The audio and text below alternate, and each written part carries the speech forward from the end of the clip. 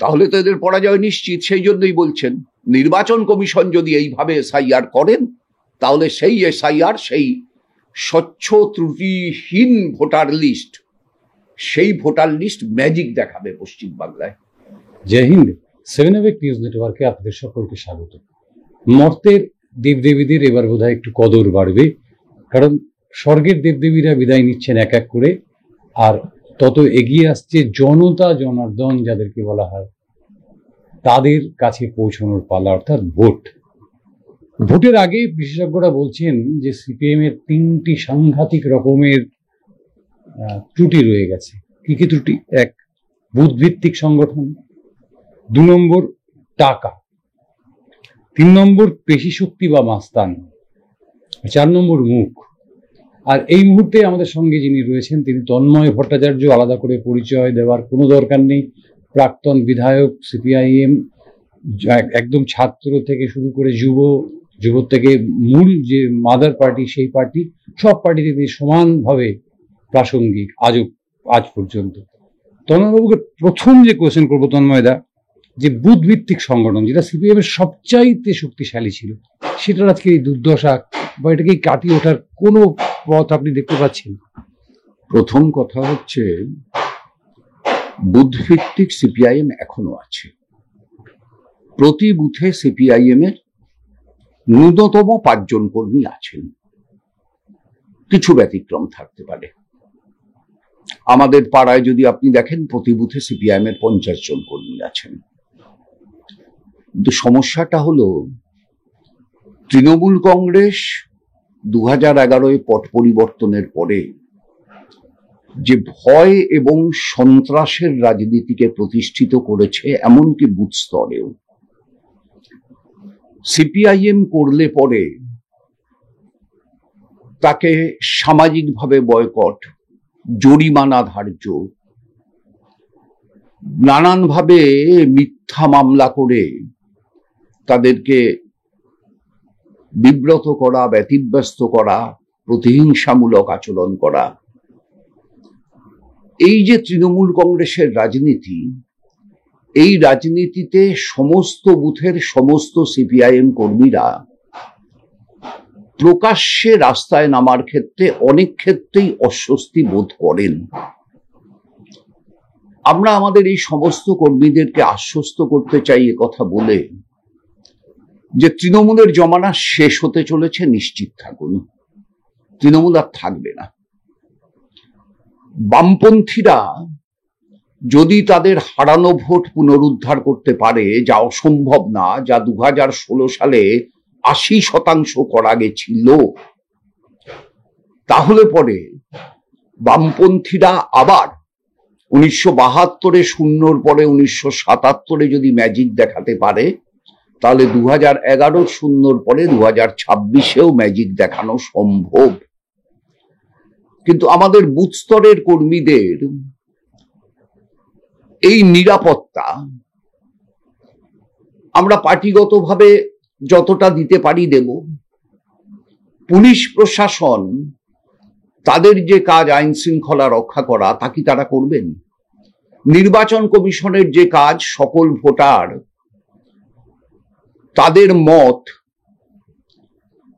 নিশ্চিন্তে প্রয়োগ করতে পারেন, তার ব্যবস্থাপনা করা, তা কি তারা করবেন? এই দুটো জিজ্ঞাসা চিহ্নের উপর দাঁড়িয়ে আছে আপনার প্রশ্নের সঠিক উত্তর। এই জিজ্ঞাসা চিহ্ন দুটো অন্তর্হিত হবে মানুষ জাগলে পরে। মানুষকে সেই জাগরণের পর্যায়ে নিয়ে যাওয়াটাই এখন আমাদের কাজ, আমরা সেই চেষ্টা করছি। কিন্তু দেখুন, একদিকে আপনারা চেষ্টা করছেন, অন্যদিকে কিন্তু তৃণমূল কংগ্রেস 43,000 দুর্গাপূজা কমিটি প্লাস প্রায় 3,500 সারা রাজ্যে কাউন্সিলর, তাদের নিয়ে কিন্তু প্রস্তুত আপনাদের মোকাবিলা করার জন্য। 43,000 দুর্গাপূজা কমিটি। তৃণমূল কংগ্রেসের এগুলো হচ্ছে সকপল কল্পিত নিজেদের আত্মবিশ্বাস বাড়ানোর জন্য প্রয়াস। 43,000 দুর্গাপূজা কমিটি টাকা পেয়েছে মানে এই না যে 43,000 দুর্গাপূজা কমিটির সঙ্গে যুক্ত সমস্ত মানুষ তৃণমূল কংগ্রেসকে ভোট দেবে। যেমন 2021 সালের বিধানসভা নির্বাচনে বা 2024 সালের লোকসভা নির্বাচনে সমস্ত লক্ষ্মীর ভান্ডার প্রাপ্তা মহিলারা তৃণমূলকে ভোট দিয়েছেন এটা আমি মনে করি না। সমস্ত কন্যাশ্রী পাওয়া মহিলারা তাদের পরিবার তৃণমূলকে ভোট দিয়েছেন এটাও মনে করি না। মানুষ বুঝতে শিখছেন যে সরকারের কাছ থেকে কোনটা পাওয়াটা তাদের অধিকার। তৃণমূল কংগ্রেস লক্ষ্মীর ভান্ডারকে মমতা ব্যানার্জির দয়ার দান হিসাবে প্রচার করেছে, কিন্তু লক্ষ্মীর ভান্ডার যদি দয়ার দান হয় তাহলে বাম সরকার যখন বেকার ভাতা দিত বামফ্রন্ট সরকার কি সেই প্রচার করেছিল? করেনি। বাম সরকার যখন কৃষক পেনশন দিত বাম সরকার কি সেই প্রচার করেছিল? করেন। আর লক্ষ্মীর ভান্ডারের সমজাতীয় প্রকল্প ভারতবর্ষের বিভিন্ন রাজ্যে চলছে। এগুলো কি? এগুলো রিলিফ ওয়ার্ক। আমরা চিরকাল বলেছি যে পুঁজিবাদী ব্যবস্থার ভিতর মানুষের মৌলিক সমস্যার সমাধান সম্ভব না, সরকারকে কিছুটা রিলিফ দিতে হবে। বাম সরকারই তো এই রিলিফের প্রবক্তা। তার আগে তো জিআর ছাড়া আর কোনো রিলিফ ছিল না। সুতরাং এই যে রিলিফ, এই রিলিফকে নিজেদের দলীয় সম্পত্তিতে পরিণত করাটা তৃণমূলের বৈশিষ্ট্য, যা ভারতবর্ষের অন্য রাজ্যগুলো তো করে না। মধ্যপ্রদেশে কংগ্রেস হেরে গেল, বিজেপি সরকার করলো। মধ্যপ্রদেশে বা ছত্তিশগড়ে সেখানেও তো এই ধরনের প্রকল্প আছে, উড়িষ্যায় এই ধরনের প্রকল্প আছে, তামিলনাড়ুতে এই ধরনের প্রকল্প আছে। সুতরাং এই যে প্রকল্পগুলো কার্যকর হয়, এই প্রকল্পগুলোর টাকা কার? টাকা তো আপনার আমার, টাকা তো মানুষের ট্যাক্সের। যে মানুষটা লক্ষ্মীর ভান্ডার বাবদ টাকা নিচ্ছেন সেই মানুষটাই প্রত্যক্ষ এবং পরোক্ষ কর মিলিয়ে সরকারকে টাকা দিচ্ছেন। সেই মানুষটা যখন একটা দেশলাই কিনছেন তখন সরকারের ট্যাক্স তার ভিতর ঢুকে আছে। যখন একটা মশারি কিনছেন তখন সেই নাইলনের সুতোর উপরে সরকারের ট্যাক্স ঢুকে আছে। যা কিনছেন তার ভিতর ঢুকে আছে, জিএসটি ঢুকে আছে, অন্য ট্যাক্স ঢুকে আছে। ফলে এই যে মানুষের টাকা, এই মানুষের টাকাটাই সরকারি ভান্ডারে যাচ্ছে, তার একটা অংশ রিলিফ হিসাবে মানুষের কাছে যাচ্ছে। লক্ষ্মীর ভান্ডার প্রাপ্তা যে মহিলার স্বামী মদ্যপান করেন, আমি কোনো নির্দিষ্ট মহিলাকে উল্লেখ করে বলছি না, কিন্তু অনেকে তো করেন, সেই মদের উপর ট্যাক্স তো রাজ্যের সরকার সবচাইতে বেশি নেয়। রাজ্য সরকারের তো এখন আয়ের প্রধান উৎস হচ্ছে মদের উপর ট্যাক্স। তাহলে স্বামীকে মদ খাইয়ে তার থেকে ট্যাক্স বাবদ টাকা নিয়ে বউকে 1000 টাকা দেওয়া, এটা কোনো সরকারের কৃতিত্ব না, এটা সরকারের ব্যর্থতা। কারণ আপনি বলতে চাইছেন যে এই যে সমস্ত ভাতা বা এই যে সমস্ত ক্লাবগুলোকে টাকা দেওয়া ইত্যাদি, এগুলোর মধ্য দিয়ে আগামী নির্বাচনের কোনো মানে প্রভাব পড়লেও সেটা অনেকটাই কম হয়ে যাবে। খুব স্বাভাবিক ব্যাপার। বামফ্রন্ট সরকার যখন বেকার ভাতা চালু করেছিল তখন তার যা প্রভাব পড়েছিল, সেই প্রভাব কি বামফ্রন্ট সরকার চিরকাল ধরে রাখতে পেরেছিল? ভূমি সংস্কারের প্রভাবই চিরকাল ধরে রাখা যায়নি। বর্গা অপারেশন, পঞ্চায়েত ব্যবস্থার প্রভাবই চিরকাল ধরে রাখা যায়নি। পৃথিবীর সমস্ত কিছুর প্রভাবই প্রাকৃতিক নিয়মে, বস্তুবাদের নিয়মে, তা হচ্ছে ক্রমহ্রাসমান। সুতরাং সেই প্রভাব ক্রমহ্রাসমান হয়েছে। আরেকটা জায়গায় আসতে হবে, টাকা। নির্বাচনে বা সরকার চালাতে গেলে টাকা দরকার হয়, কিন্তু নির্বাচনে ইদানিংকালে প্রভূত পরিমাণ অর্থের প্রয়োজন হয়। আমাদের কাছে যে হিসেব আছে তাদের তৃণমূল কংগ্রেস তার কাছে এই মুহূর্তে প্রায় 270 থেকে 290 কোটি টাকা রয়েছে। বিজেপির কাছে রয়েছে 203 কোটি টাকা, আর আপনাদের কাছে মাত্র 34 লাখ টাকা। কিভাবে লড়বেন? দেখুন, আমাদের লড়াইটা তো মানুষকে নিয়ে। আমাদের নির্বাচনী তহবিল মানুষের থেকে সংগ্রহ করি, তাই নিয়ে আমরা লড়ি, বরাবরই তাই লড়েছি। কোনোদিনই অতীতে যখন কংগ্রেসের সাথে লড়াই ছিল, কংগ্রেসের টাকার সঙ্গে আমাদের টাকার লড়াই লড়িনি। আমরা জানি এই লড়াইটা আমরা হারবো। তৃণমূল তৈরি হওয়ার পরে তৃণমূলের টাকার সঙ্গে আমরা লড়বো না, কারণ আমরা জানি সে লড়াইটাই হারবো। আর বিজেপির টাকার হিসেবটা আপনি ভুল দিলেন, ওদের কাছে তৃণমূলের থেকে অনেক বেশি টাকা আছে। রাজ্য বাড়ি বলছি। যাই হোক, সেই টাকার কাছে সাথে আমরা লড়বো না, কারণ সেই টাকার কাছ সঙ্গে লড়তে গেলে আমরা হারবো। ফ্লেক্সের লড়াই লড়তে গেলে আমরা হারবো। দেওয়ালে ফ্লুরোসেন্ট কালার ব্যবহারের লড়াই লড়তে গেলে আমরা হারবো। আমরা এই পরাজয়গুলো আগে মেনে নিচ্ছি, কিন্তু মানুষের মনের কাছে পৌঁছানোর লড়াইতে আমরা জিতবো। মানুষের প্রত্যক্ষভাবে তার সুবিধা অসুবিধার সমাধানের নীতির লড়াইতে আমরা জিতব। আসলে রাজনীতি তো নীতির লড়াই, টাকার লড়াই না, রাজনীতি শক্তির লড়াই না। তাই হওয়া উচিত, কিন্তু তা যাতে না থাকে, রাজনীতি যাতে নীতির লড়াইয়ে না হয়ে অর্থের লড়াইয়ে, পেশি শক্তির লড়াইয়ে পরিণত হয়, সেই প্রয়াস তৃণমূল কংগ্রেস এবং বিজেপি এই রাজ্যে এবং গোটা দেশ জুড়ে চালাচ্ছে। ফলে এই যে লড়াইটাকে নীতির লড়াই থেকে ট্রান্সফার করে দিয়ে সেটাকে অর্থ এবং পেশি শক্তির লড়াই, কতটা দিলাম তার লড়াইয়ে পরিণত করবার যে অপচেষ্টা হচ্ছে, তা সংসদীয় গণতন্ত্রের প্রাণভোমরাকে খুবলে খুবলে খাচ্ছে। আমরা সংসদীয় গণতন্ত্রের প্রকৃত প্রাণভোমরাকে বাঁচিয়ে রাখতে চাই বলেই আমরা এই লড়াইটা টাকা বা পেশি শক্তির লড়াই বলে মনে করি না। আমরা মনে করি নীতির লড়াই। মানুষের কাছে আমরা আমাদের বিকল্প নীতি নিয়ে যাব। যে নীতি নিয়ে 34 বছর বামফ্রন্ট সরকার পরিচালিত হয়েছে, তার একজন মন্ত্রীর বিরুদ্ধেও 14 বছর সরকার চালিয়ে 17 এবং 17টা কমিশন, একটি তদন্ত কমিটি গঠিয়েও মমতা ব্যানার্জি একটি অভিযোগকে সামনে আনতে পারেননি। সেই নীতিনিষ্ঠতা নিয়ে একজন মন্ত্রীও পুলিশের কাছে ধরা পড়েননি। সেই নীতিনিষ্ঠতা নিয়ে সিবিআই তদন্ত করেও নন্দীগ্রামে ক্লিন শিট দিতে হয়েছে বুদ্ধদেব ভট্টাচার্যের সরকারকে, সিঙ্গুরে ক্লিন শিট দিতে হয়েছে সুরিত দত্তকে। ফলে এই যে নীতি, সেই নীতির উপর আস্থা রেখেই আমরা আমাদের লড়াই লড়ব এবং আমরা বিশ্বাস করি আজ অথবা কাল মানুষ এই নীতির লড়াইতে আমাদের পক্ষ অবলম্বন করবেন। শেষ কোয়েশ্চেন, যে carnival, the great carnival of Durga Puja, সেখানে আপনার মানে বড়নগর বিধানসভা, সেই বিধানসভার থেকে প্রাপ্ত উপহার বেহারা বাজাচ্ছেন মুখ্যমন্ত্রী। আর আমরা প্রচার করছি যে কলকাতা শহরের বুকেই সেই মুহূর্তে 10 জন প্রাণ হারিয়েছে আপনার বিদ্যুৎপৃষ্ট হয়ে, এবং সারা বাংলায় অসংখ্য মানুষের মৃত্যু। কি বলবেন এই মনোভাবকে? মাননীয় মুখ্যমন্ত্রী কার্নিভালের উদ্যোগ নিয়েছিলেন, এটার কোনো প্রয়োজন ছিল বলে আমি মনে করি না। মুখ্যমন্ত্রী তো হওয়ার আগেও দুর্গাপূজা হতো, দেবী প্রতিমা বিসর্জিত হতো, এবং বহু বছর এমন হয়েছে বাম সরকার থাকার সময় প্রতিমার বিসর্জন এবং মহরম একদিনে পড়েছে। মহরমের মিছিল বা প্রতিমার বিসর্জন কোনোটাকে ডিফার্ট করতে হয়নি। এই মুখ্যমন্ত্রী আসার পরে যা করতে হয়েছে। কিন্তু এই যে কার্নিভাল, সেই কার্নিভাল তিনি বলছেন পূর্ব ঘোষিত কর্মসূচি, ঠিক। দেশ বিদেশের অতিথিরা আসবেন, ঠিক। আচ্ছা, দেশ বিদেশের অতিথিরা আসবেন ঠিক, পূর্ব ঘোষিত কর্মসূচি ঠিক, কিন্তু মুখ্যমন্ত্রী তাকে উপস্থিত থাকতেই হবে, এটা কোথায় ঠিক হলো?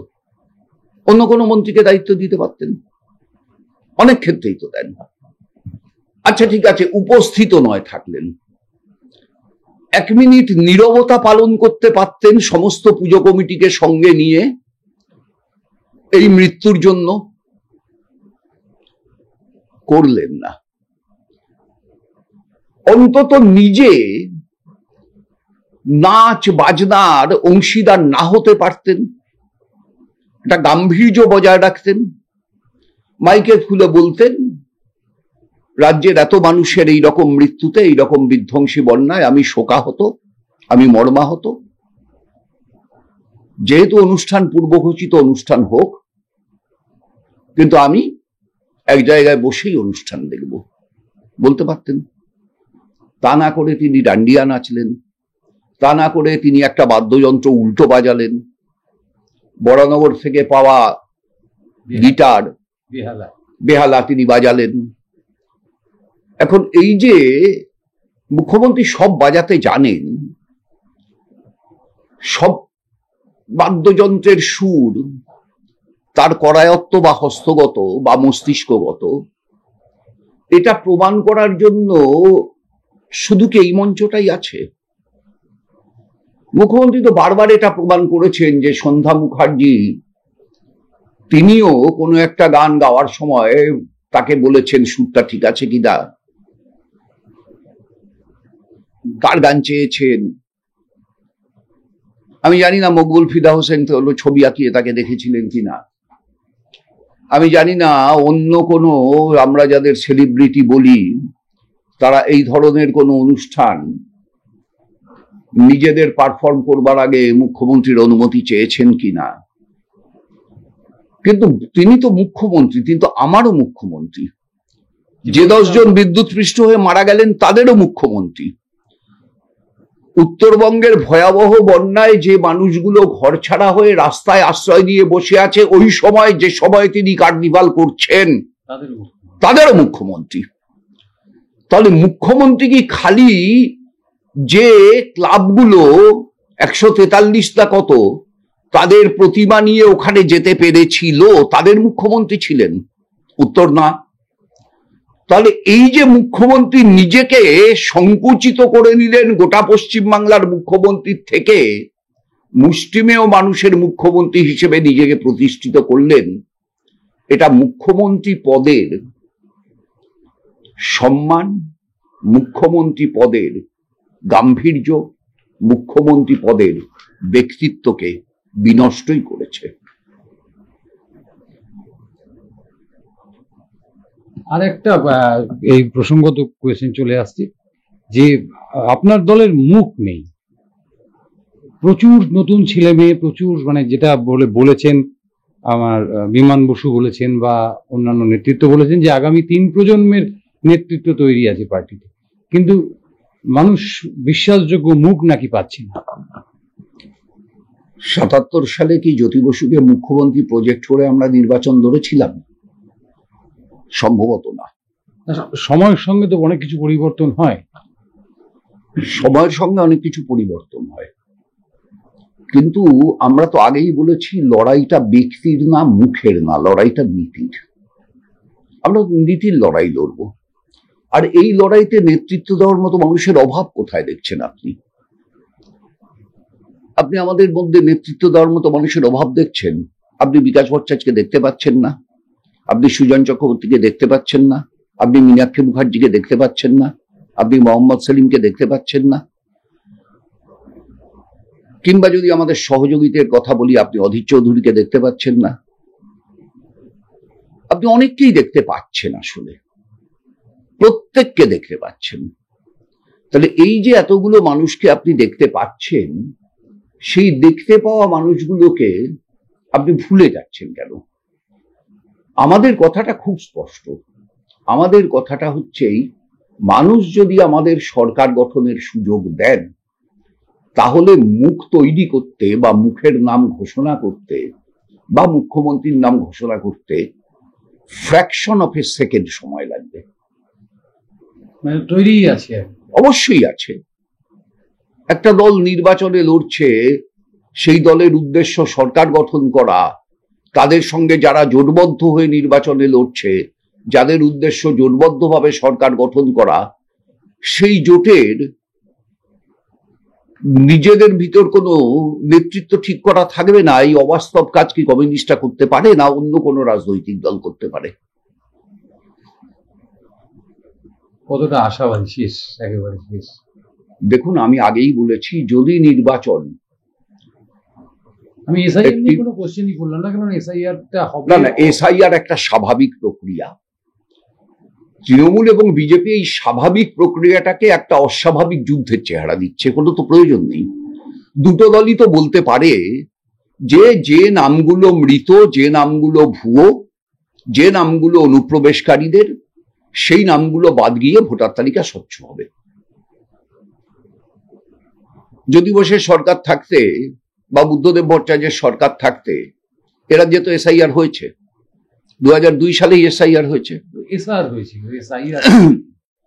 যাই হোক, তো কই আমাদের দলের পক্ষ থেকে, আমাদের সরকারের পক্ষ থেকে এত চিৎকার চেঁচামেচি হয়েছিল নাকি? না বিরোধী দলের পক্ষ থেকে হয়েছিল? একটা মানে আশঙ্কা থাকছে যে, আপনি তো জানেন যে আপনি কত জল মিশিয়েছেন, ওজন করা জল। দেখুন, সেটা যারা করেছেন তাদের আশঙ্কা আছে, আমরা করিনি, আমাদের আশঙ্কা নেই। আমাদের তাহলে 2002 সালে আশঙ্কা থাকতো যদি আমরা করতাম, তখন তো আমাদের সরকার ছিল, আমরা তখনও করিনি, আমরা তখনও আশঙ্কিত হইনি। যারা করেছেন তারা আশঙ্কিত হবেন, এটা অত্যন্ত স্বাভাবিক ব্যাপার। এখন সেই আশঙ্কা তাদের মধ্যে থাক, কিন্তু মানুষকে এটা বুঝতে হবে এটা একটা স্বাভাবিক প্রক্রিয়া। একটা স্বাভাবিক প্রক্রিয়াকে বিষাক্ত করছে তৃণমূল এবং বিজেপি। দুটো দলের কারোর কথা বলবার হিম্মত নেই যে সম্পূর্ণ ত্রুটিহীন স্বচ্ছ ভোটার লিস্ট হোক, সমস্ত মৃতের নাম বাদ যাক, সমস্ত ডাবল এন্ট্রি বাদ যাক, সমস্ত ভুয়ো নাম বাদ যাক, সমস্ত অনুপ্রবেশকারীর নাম বাদ যাক। দুটো দলের কারোর বলবার হিম্মত নেই। এদের পরাজয় নিশ্চিত হয় আর কি। তাহলে তো এদের পরাজয় নিশ্চিত। সেই জন্যই বলছেন নির্বাচন কমিশন যদি এইভাবে এসআইআর করেন, তাহলে সেই এসআইআর, সেই স্বচ্ছ ত্রুটিহীন ভোটার লিস্ট, সেই ভোটার লিস্ট ম্যাজিক দেখাবে পশ্চিমবাংলায়। আমরা এতক্ষণ ধরে কথা বললাম, শেষ কথাটাই কিন্তু করবো যে স্বচ্ছ ভোটার লিস্ট সেটা কিন্তু ম্যাজিক দেখাবে পশ্চিমবাংলায়, এবং নেতৃত্ব প্রস্তুত। যদি মানুষ বামেদের উপর ভরসা রাখে, উনি বামের সঙ্গে একটা জোটের এটা ইঙ্গিত দিলেন, তাদের উপর ভরসা রাখেন, তাহলে কিন্তু মুখ যে অভাব মানুষ বলছে সিপিআইএম এর মুখের অভাব রয়েছে, সেই মুখ প্রকাশ্যে আনতে 1 মিনিটও সময় লাগবে না।